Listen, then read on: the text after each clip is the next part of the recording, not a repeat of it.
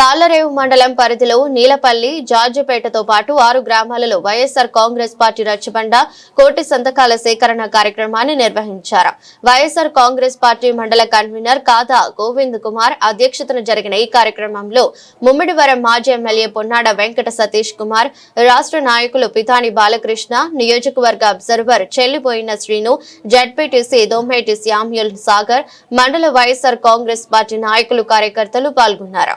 ఈ సందర్భంగా ఆయా గ్రామాలలో రచ్చబండ కోటి సంతకాల సేకరణ కార్యక్రమాలను నిర్వహించారు.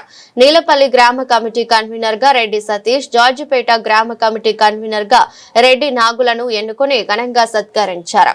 కార్యక్రమంలో వైఎస్ఆర్ కాంగ్రెస్ పార్టీ ప్రజా ప్రతినిధులు, నాయకులు, కార్యకర్తలు పాల్గొన్నారు.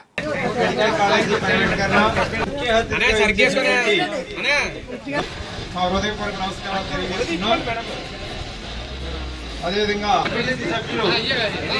అధ్యక్షురాలు ఈ సభకు అధ్యక్షత వహించినటువంటి ముఖ్యంగా మన సభ అధ్యక్షుడు కాదా గోవింద్ కుమార్ గారికి, ప్రతి ఒక్కరికి కూడా కాలేజీల ప్రైవేటీకరణ అనేది ప్రతి పంచాయతీలోనూ గ్రామ స్థాయిలోకి తీసుకెళ్లి మనం కాలేజీలో చదువుకోవాలంటే కష్టాలు పడవలసినటువంటి అవసరం వస్తుంది.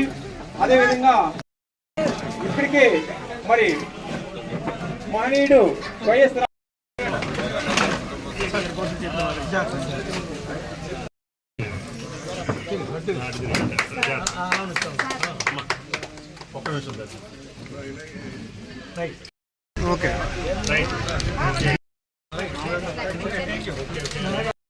ఈ మెడికల్ కాలేజ్ మనందరికీ తెలుస్తున్నది. ఏదైతే మన ప్రభుత్వం ఉండగా సుమారు 17 మెడికల్ కాలేజీలు వస్తే దానిలో 5 కాలేజీలు అడ్మిషన్స్ జరిగి అక్కడ ఇవాళ క్లాసెస్ కూడా జరుగుతున్నాయి.